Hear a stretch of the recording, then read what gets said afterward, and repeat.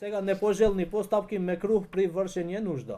Значи насочување према правецот на ветерот без препрека, за да не се испрка врз облеката и телото додека мокри. Може да се дешават на некое место од станот, додека си станот претежно повеќе. Тоа се дешават и дуват ветар. И може да наврати нешто да се прскаш во твојата облека, во твоето тело. А пратеникот салаллаху алейхи веселем што рече? Кога помина покрај два гробишта. Кај гробиштата и према покрај два гробови, што бе тука. И рече пратеникот салаллаху алейхи веселем, овие двајца се казнет во гробот, а не се казнет за нешто големо, значи во вашите очи не е големо. Едниот рече не се чуваше од мокрачата, а другиот носеше зборови со цел ниет да ги распарчи, да ги раздели луѓето. Носеше зборови. Сега ќе слушате еден збор овде? Ние зборвиме за некого, тако од овде ги го носи на друго место. Од овде таму на друго место за ниет за да ги распарчи луѓето. Или пак е лажи, тоа уште полошо. Значи повеќе што се казнат во гробот е овие два. Причи кој од нас сега кој човек повеќе ќе го фати телефонот, ќе зборви со другар му. Абе што правиш? Добар си, убаво си, додека врши нужда. Некој ќе отвори телефонот, ќе гледат Инстаграм, ќе гледат ТикТок, ќе гледат нешто друго. Што е повеќе да губит време тука. Потенцирано е зборувањето во тоа е караха е шедида. Многу е мрзано. Значи стигни до степено до харам. Да се зборуваат додека вршиш нужда. Освен, учењаците велат по потреба. Како например влезе во ВЦ и ја заборај облеката надвор. Или пак влезе во ВЦ и тоа облека што ти беше тука стана нечиста, сега не можеш да ја облечиш. Сега овде можеш да викаш некого од фамилијата или нешто да ти донеси некоја друга облека. Или пак, например, те повикуваат некој.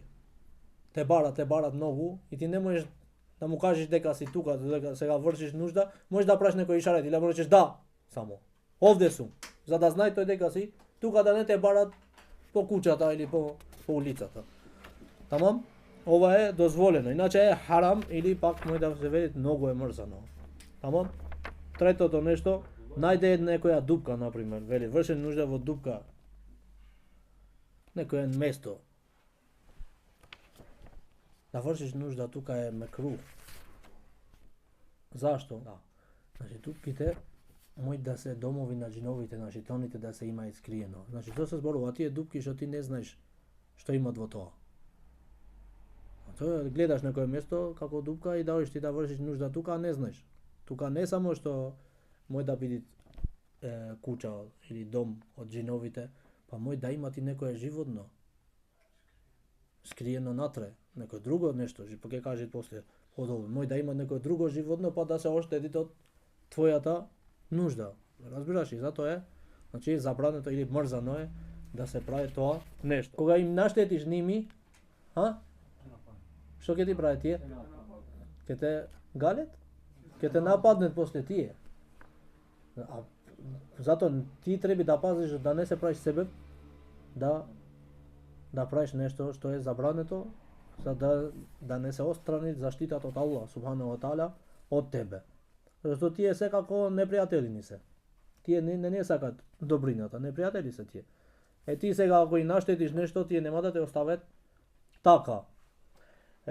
Исто треба да се пази, например, кога одиш во некое место, затоа се спомнува Аллах субханаху ва таала исто, учиме она дова, сакаш ти да вршиш нужда, на отворено или било каде, на некое место, учиш дова затоа што може да има тука некој џин во моментот, ти не го гледаш. Ти не го гледај, можеш да го наштетиш со тоа и после да те нападне. А ти кога учиш Аллаховиот збор, тој бега тогаш. Тој бега се оддалечи. Тамам? И ова е четвртото нешто. Значи, легување во тоалет со нешто врз кој има запишано Аллахово име. што е забрането освен по потреба, како на пример парите. Парите имаат некои пари, имаат нешто напишано Аллах или некој ајет или нешто било што се спомнува Аллаховото име. Тогаш ако парите ја оставиш надвор, се опасност може да ти ги украдат. И тогаш велат учењаците овде е дозволено да влегвиш со нешто што е спомнато името на Аллах субхану ва таала тука. Иначе не е дозволено затоа што пратеникот салаллаху алейхи ве селем што му правеше на прстенот пред да влегви пред да оѓе за своите потреби, но ваѓаше затоа што имаше името на Аллах пишано тука. Како му беше прстенот на пратеникот салаллаху алейхи ве селем, што пишеше? Мухаммедун Расулуллах. Мухаммед е Аллахов пратеник. И затоа ваѓаше прстот и оставаше на страна. Добро. Со Куран нема сумња, со мусхаф дека е забрането да се влези во WC. Добро. Со телефон. Со телефоните имаме Куран. Со телефонот имаме апликација со Куран. Дали е дозволено да се влегви или не? Дозволено е да се влегви заради што и човекот во себе носи Куран. Човекот во себе носи Куран. Во главата нема, во мозокот негов носи Куран. Значи ако беше забрането што ќе му правиме на Куранот што е во мозокот. Значи тебе ти е забрането да читаш тука, да го отвориш мусхафот сега тука во тоа место е забрането. А додека го носиш тој затворен не се гледат, не го читаш, нема проблем. Како човекот што носи Куран натре, ама не го учи додека врши нужда, нема проблем.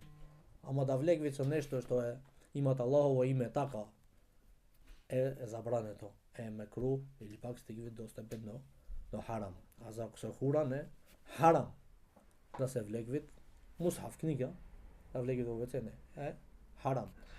Например, долу, доколку се наоѓа во место каде што мнозинството се неверници. Значи со Куран да влегви во WC. Кога е принудно на тоа. Мора да го направи тоа нешто. Зашто? Види што вели долу. Например, доколку се наоѓа во место каде што мнозинството се неверници, па доколку го остави мусхавот надвор од тоалетот, може да биде изложен на омаловажување или уништување од нивната страна. Значи може да го уништат или пак нешто да се играе со Куранот, да го понижват. Или доколку има само еден примерок, па се плаши ако го остави надвор од тоалетот дека може да му биде одземен и слични ситуации. Тогаш е дозволено да влегвите со мусхафот. Јасно? Го молам на Аллах субхану ва таала да ме научите на она што не знаеме.